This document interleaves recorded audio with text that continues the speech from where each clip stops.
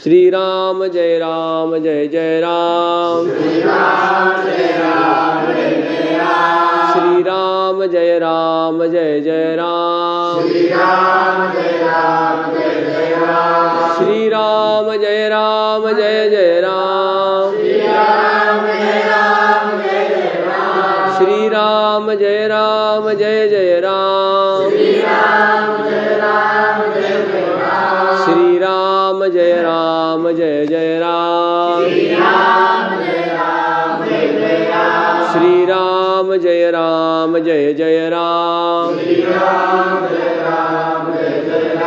श्री राम जय राम जय जय राम। श्री राम जय राम जय जय राम। श्री राम जय राम जय जय राम।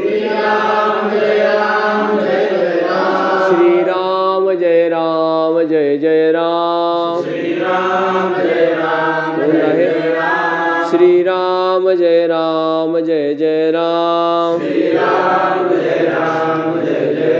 श्री राम जय राम जय जय राम। वर्णानाम् अर्थसंघानां रसानां छन्दसामपि त्वमेव माता च पिता त्वमेव बन्धुश्च सखा त्वमेव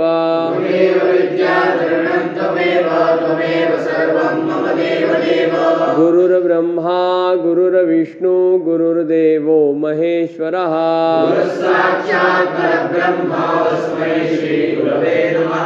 कृष्णाय वासुदेवाय हरये परमात्मने वसुदेवसुतं देवं कंसचाणूरमर्दनम्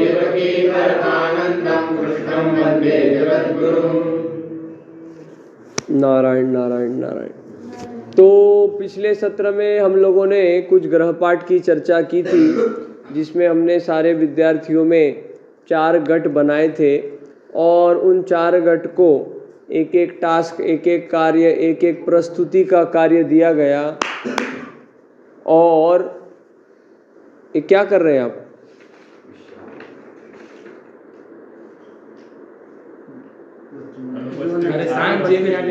तो ठीक है, अभी वो भी क्लास शुरू हो गया तो क्लास के ध्यान दो, बाद में लिख लेंगे। तो 4 गट बनाए थे और उनको एक एक भजन कीर्तन अथवा जो भी उनकी प्रस्तुति है संगीतमय, उसके लिए हमने उनको कार्य दिया था। और तदनुसार वो जो गट हैं वे उस कार्य के लिए प्रयत्नशील रहे हैं, पर यथार्थ रूप से उनके कार्य की पूर्तता अभी तक नहीं हुई है। इसलिए हम इस प्रस्तुति को अगले सत्र में लेंगे और आज के सत्र में हम कुछ 2-4 महत्वपूर्ण मुद्दों की चर्चा करके और परम पूज्य आचार्य चरणों की प्रतिकृति स्वरूप जो फीत बनाई गई है, जिसको इस वर्ष षटतिला एकादशी विक्रम संवत 2082 को सबके समक्ष प्रस्तुत किया गया और आप लोग उस अलभ्य लाभ से लाभान्वित अभी तक नहीं हुए हैं, तो उसका आपको लाभ मिल जाए, इसके लिए हम आज के सत्र को समर्पित करेंगे। ऐसा है भैया, ये भी एक प्रयोग है। आप सब बालक बुद्धि है, खेल खेल में सब काम चलते रहता है। खेल खेल में किसी की टांग तोड़ देते हैं, किसी की आंख फोड़ देते हैं, चलते रहता है। पर ऐसा है कि जैसा हम खेल खेल रहे हैं ना, वैसे ये सारी दुनिया भगवान के लिए खेल है। जैसे मान लो हमारे परिचय का, हमारे परिवार का, हमारे नज़दीक का कोई आदमी परम पद हो गया, शांत हो गया, तो हमको बहुत दुख होता है, क्योंकि हम उससे अपना संबंध समझते हैं। पर ये खेल आवागमन का भगवान के लिए रोज का है। जैसे कोई होटल के अंदर आकर के रुकता है निवास करने के लिए, या किसी मठ में आप जाकर के रुकते हैं, तो आप वहाँ मठ के सदस्य नहीं हो जाते, उस होटल का परिवार नहीं हो जाते आप। आपका काम है कमरे से भाड़े से कमरा लेना, जितने दिन का पैसा भरा है उतने दिन आपको रहने दिया जाएगा। अगले दिन आपको आपके पिछवाई में लात मार करके सीताराम कह दिया जाएगा। तो यही दुनिया का क्रम है। जितने कर्मों को, प्रारब्धों को हम भोगने के लिए यहाँ आए हैं, प्रारब्ध क्या है? हमारी करेंसी है ना? करेंसी समझते हैं आप? क्या बोलते हैं करेंसी को हिंदी में? नहीं, और उसको साधन है हमारा, वो एक प्रकार साधन नहीं बोल सकते। करेंसी को क्या कहते हैं? चलन। चलन है हमारा, चलन है, व्यवहार करने का चलन है। और वो चलन पूरा हो गया, प्रारब्ध खत्म हो गया, तो फिर ये नहीं देखा जाता कि उस होटल में हमने कितना अच्छा व्यवहार किया है, वहाँ के स्टाफ को हमने उद्धट बोला है कि नहीं। इसको एक फटका लगाइए आप। आपको हमने 3 बार कह दिया,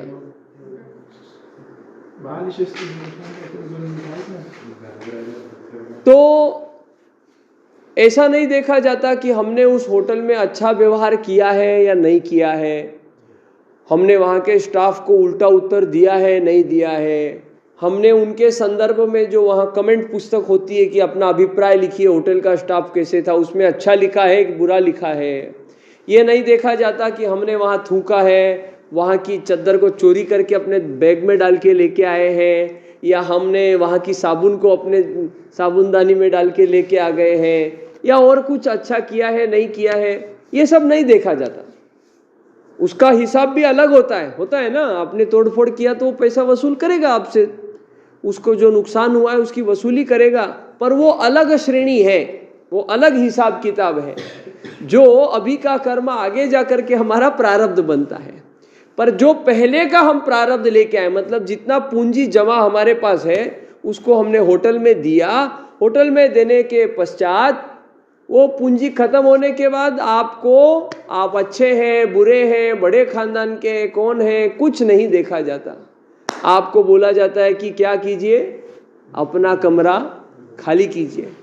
तो वो होटल मैनेजर को बुरा लगता है क्या? अरे मैं इनको जाने के लिए बोल रहा हूँ, अरे ऐसा कुछ हो रहा है, ऐसा कुछ होता है। आप भी जब उस होटल से निकलते तो आपको बुरा लगता, ओहो मेरा कमरा, ऐसा लगता है क्या आपको? नहीं लगता है। आपका वो व्यवहार है। वैसे दुनिया में हम सबका आना जाना एक प्रकार का व्यवहार है। और आप आगे आ जाइए, आगे आ जाइए विश्वनाथ, इधर आ जाइए, इधर आ जाइए। ताक ज्यादा पी लिया शायद आज। आ जाए आ जाए, पिया तो पिया, इसमें क्या है, नहीं पिया तो भी कोई बात, आगे आ जाइए। तो भगवान ने 2 आंखें पीछे दी होती तो आज के सत्र में मजा आ जाता। बैठ जाइए। तो आवागमन जैसा चलते रहता है, उसको हम उसके ज्यादा सोचते नहीं, वैसे दुनिया का व्यवहार चलता है। अब ये उदाहरण आपको क्यों बतलाया? ठीक से क्लास में, क्लास के अंदर विद्यार्थी के जैसा रहना चाहिए। आप लोगों ने अपना रूप बदला ना, तो हम भी फिर हमारा रूप बदल देंगे। ऐसा सब रहना चाहिए, ठीक बात है ना? तो ऐसा रहता है। तो आपको उस होटल के कमरे से लगाव होता है क्या? आपको लगाव नहीं होता। आप आने जाने का काम है अपना, आना जाना, पैसा दिया, वैसे दुनिया का है।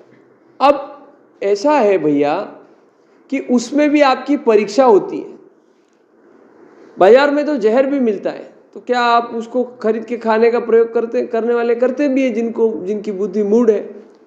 वैसे हमारे सामने भगवान ने माया का खेल रच के रखा है, जो खेल हमको बहुत बढ़िया लगता है, मनोरंजक लगता है, पर हम ये भूल जाते हैं कि हम यहाँ पर मनोरंजन के लिए नहीं, हम आत्मरंजन के लिए आए। और जितने महात्मा हैं, इंक्लूडिंग परम पूज्य आचार्य चरण, इन लोगों ने किस प्रकार से तप किया पता है? एकादशी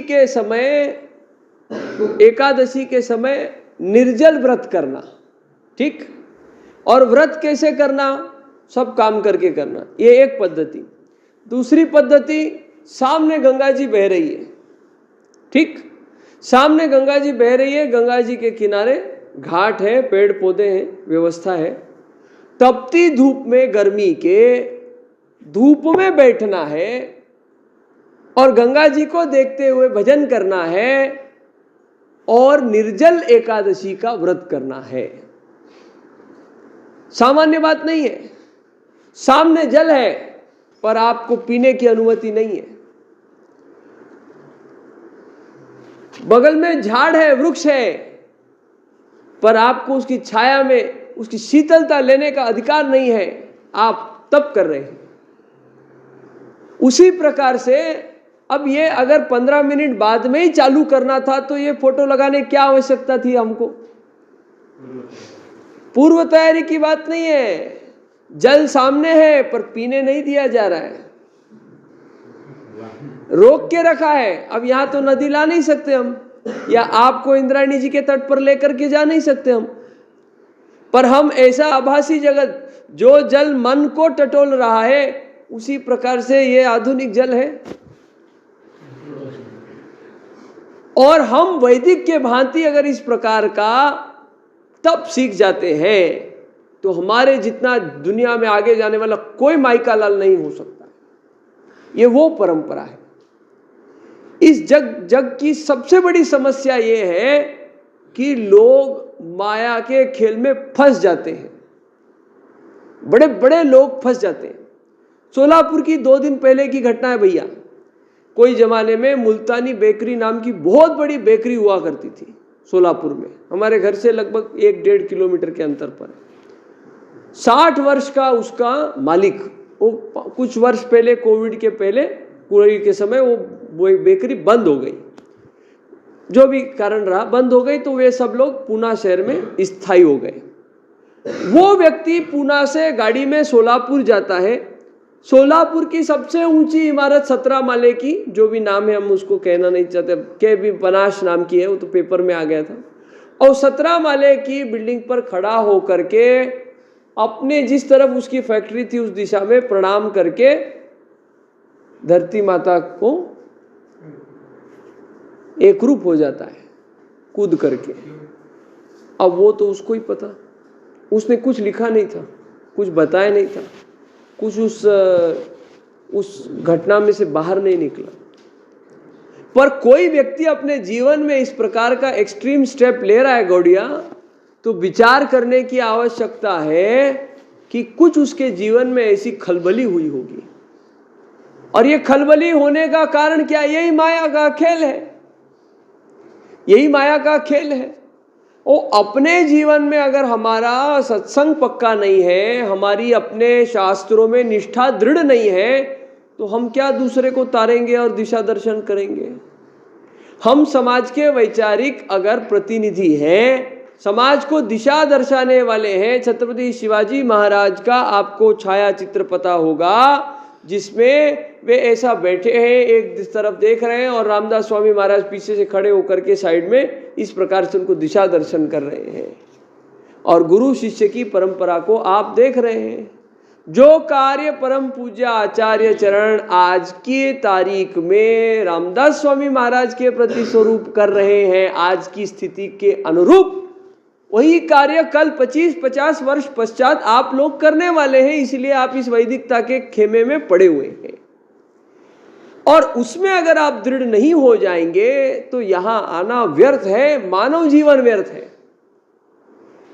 अब ये देखने में, अरे जो व्यक्ति को, जो आचार्य चरण को आप साक्षात देख रहे, उठते बैठते खाते पीते चलते डुलते, आपने स्वामी जी को निद्रा अवस्था में छोड़ के बाकी सभी अवस्थाओं में देखा होगा।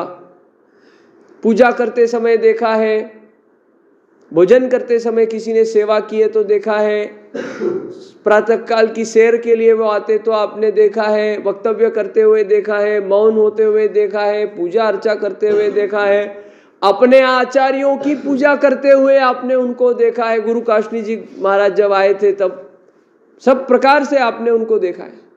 जिसको आप इतने 4 वर्षों से समक्ष अपने आंखों से अनुभव कर रहे हैं, सोचने वाली बात है भैया, उनका चित्रफित देखने के लिए आपका मन लालायित हो रहा है।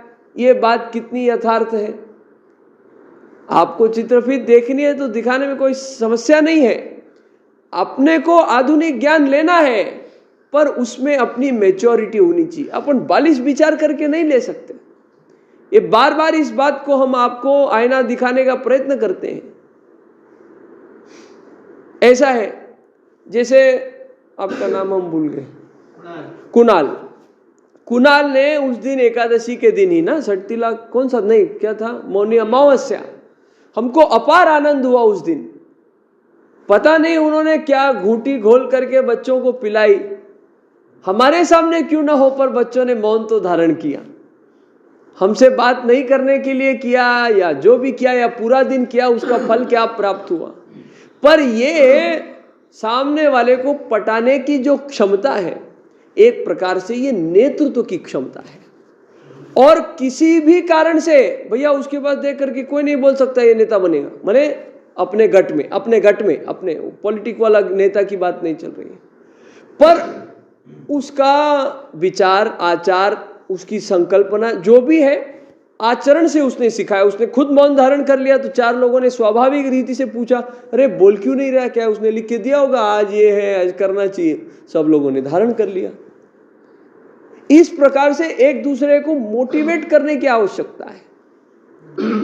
और किस चीज के लिए करना है, देखो कोई बाहर से आके बताने नहीं वाला है। अरे बाहर के विद्वान आकर के आपके सामने सर फोड़ करके हो गया है, कुछ फर्क पड़ा क्या भैया, नहीं हो गया। गलती से हम लोग टिके हुए हैं, 6-8 महीना हो गया है और चल रही है गाड़ी।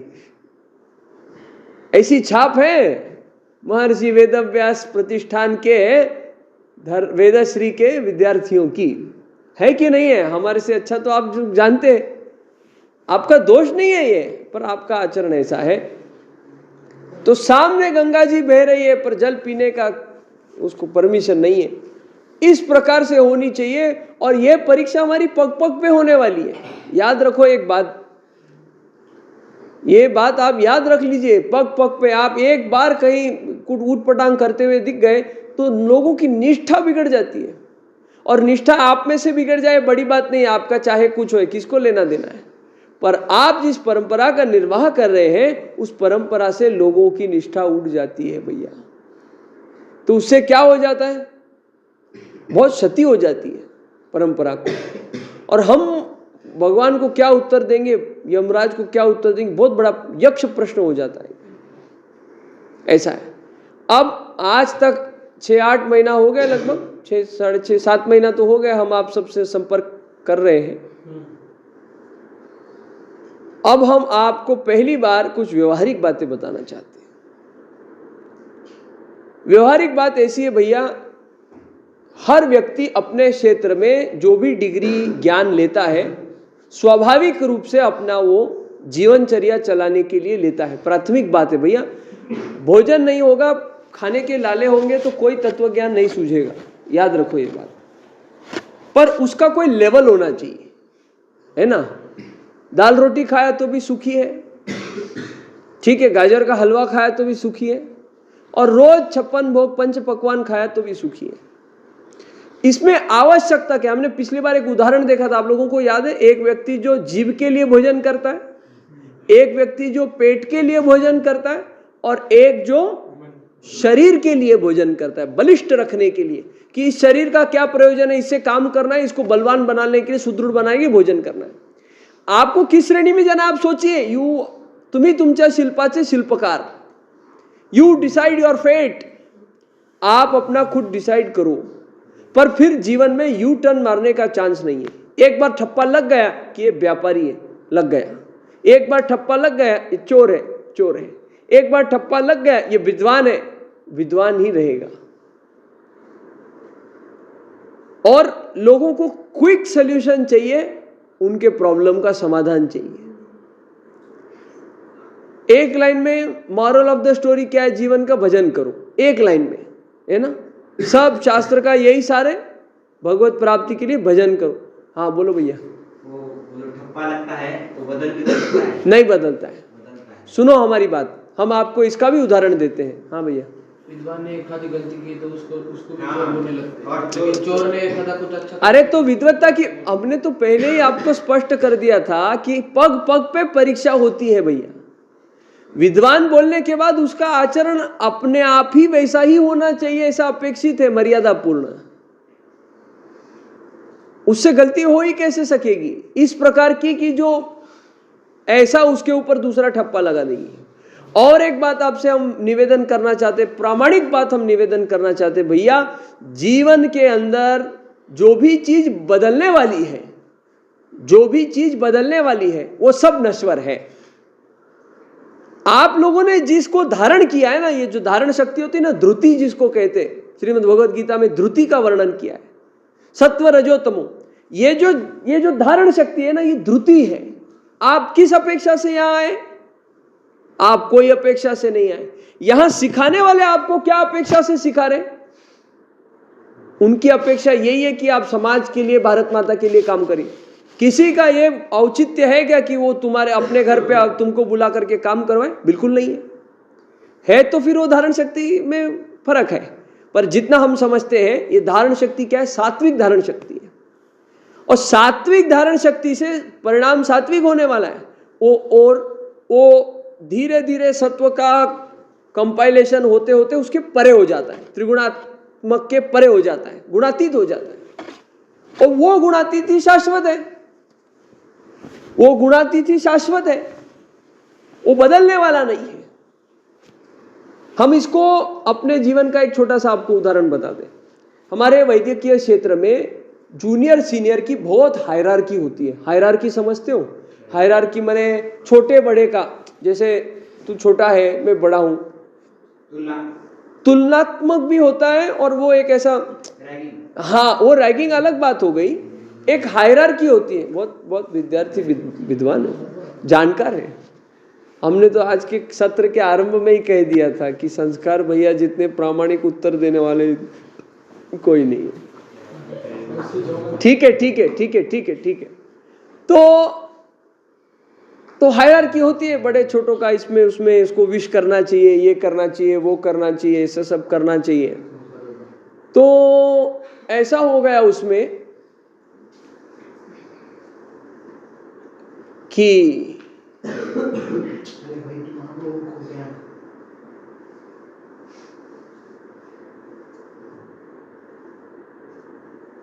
सीनियर विद्यार्थी जूनियर विद्यार्थी को नाव गांव पता पूछते हैं अपने तरीके से, उसको नचवाते हैं, उसको कुछ करवाते हैं, ये सब चलते रहता है। हाँ ये इस प्रकार से चलते रहता है। हाँ ठीक है, देखा तो अच्छी बात, नहीं देखा आप संक्षिप्त में समझ जाइए ना भैया, हमारा मुद्दा आप समझ जाइए ना। जितना आप देरी करेंगे उतना आप ही को देरी हो जाएगी। तो ऐसा है कि हमारे जो रेक्टर थे, रेक्टर समझते हैं? हाँ डायरेक्टर नहीं, रेक्टर क्या बोलते हैं उसको? अधीक्षक। हाँ हमारे अधीक्षक, हमारे जो अधीक्षक थे हमारे हॉस्टल कैंपस के, उनको लोगों ने हमारे संदर्भ में खोटा आरोप किया, मजाक मजाक में। अरे देखो ये हमसे ये बच्चों से सर बुलवाता है खुद को। तो उनकी प्रतिक्रिया क्या थी पता है क्या? तुम अगर वीडियो में भी शूटिंग करके लाओगे कि ये एक अमुक की रैगिंग ले रहा है या अमुक के ऊपर कुछ ऐसा दुर्व्यवहार कर रहा है, तो भी हम आप पे, आपके वीडियो पे विश्वास नहीं करेंगे। इतना विश्वास हमको इस व्यक्ति पे है। और उसका परिणाम क्या है कि जो पहले वर्ष के, प्रथम वर्ष के विद्यार्थी होते हैं, उनके क्षेत्र में, उनके ब्लॉक में जाने की परमिशन नहीं होती है सीनियर विद्यार्थियों को। वहाँ पे एक गार्ड होता है, उसको लॉक लगता है, इस प्रकार की सब व्यवस्था होती है।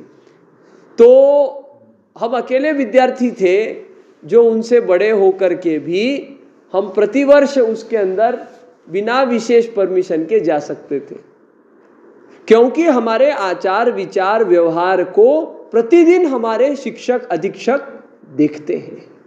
वो छाप उनके ऊपर पड़ जाती है और वो कहते हैं कि इवन अगर आप एविडेंस लेकर के आएंगे, आप प्रूफ लेकर के आएंगे, तो भी हम आप पे विश्वास नहीं करेंगे, हम इन पे विश्वास करेंगे। आप समझ रहे हैं ना? बदल नहीं सकता है। जैसे शेर शिकार करता है, शेर शिकार करेगा, उसको आप घास फूस खिला के नहीं काम कर सकते। उसका इंस्टिंक्टिव माने उसका जन्म सिद्ध आचरण वैसा है। तो अपने जीवन के 12 वर्ष, आरंभ के 12 वर्ष या 15 वर्ष के विद्यार्थी काल में हमारे ऊपर जो संस्कार पक्के हो जाते हैं, हमारे पूर्व के संस्कार और अभी हमारे ऊपर होने वाले संस्कार, इन दोनों के समावेश से जो परिणाम निकलता है, चाहे आप कुछ कर लीजिएगा, वे विशेष रूप से परिवर्तित नहीं होते हैं। एक राजा था, हमको याद नहीं, हमने आपको एक कथा बताई कि एक राजा था, राजा का नाम था दूसरा राजा था, उसका नाम था ब राजा ने राजा के ऊपर चढ़ाई कर दी। राजा का बेटा था क, युवराज क। अब था तो ब राजा ने चढ़ाई कर दी, पूरा राज्य लूट लिया। राज्य लूटने के पश्चात क को बंदी बना लिया। ब राजा ने को मार दिया, उसका राज्य लूट लिया, उसके ऊपर अधिपत्य कर लिया और क को रखा, उसके बेटे को नहीं हत्या किया, क को रखा, उसको बंदी बना लिया और बाकी सब जो भी हुआ सो हुआ। अब क के साथ खूब अत्याचार किया। क्या अत्याचार किया? उसको मार करके खत्म करने का प्रयत्न नहीं किया, उसको भ्रष्ट करने का प्रयत्न किया। मतलब जैसे छत्रपति संभाजी महाराज के साथ अत्याचार करने का प्रयत्न किया, इसने वैसा भी नहीं किया। ब ने क्या किया? ब ने उसको मदिरा पान के लिए मजबूर करने का प्रयत्न किया, उसको वैश्याओं का संग करने के लिए प्रवृत्त किया, सब प्रकार के अपप्रवृत्तियों से उसको आजू बाजू से घेर लिया कि इसका जो चारित्र है वो नष्ट हो जाए। किसी व्यक्ति का चारित्र नष्ट हो जाएगा तो क्या उसका रह जाएगा? कुछ नहीं रह जाएगा। If character is lost, everything is lost. वैसा प्रयत्न किया। उस ब के अनेक प्रयत्नों के पश्चात भी क बिल्कुल भी उन अपप्रवृत्तियों में लुभायमान नहीं हुआ। तो ब ने पूछा, किस मिट्टी से बना है तू? क्या करने के लिए बना है तू? तो क का जवाब क्या? युवराज क ने कहा, ये अंग्रेजी कहानी है, हमने इसको आपको हिंदी में बताया, पर उसने जो अंग्रेजी में उत्तर दिया उसका रिप्लाई था कि मैं क्षत्रिय हूं। तो उसका रिप्लाई था, I am born to lead, माने नेतृत्व करने के लिए मेरा जन्म हुआ है, मैं क्षत्रिय हूं। ये उसका क्या था? उत्तर था। तो इससे क्या सीखते हैं हम? अरे उसमें 2 ही लाइन है, 10 बार भी पढ़ोगे तो भी कितनी देर उसको देख रहे हो?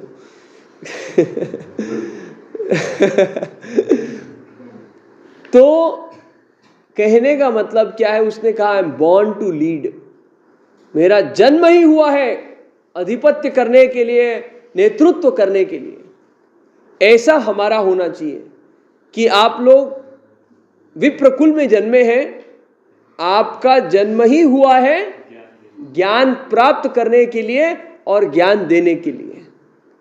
पर उस प्रकार का आचार विचार होए, खाली ज्ञान दे के मतलब नहीं है।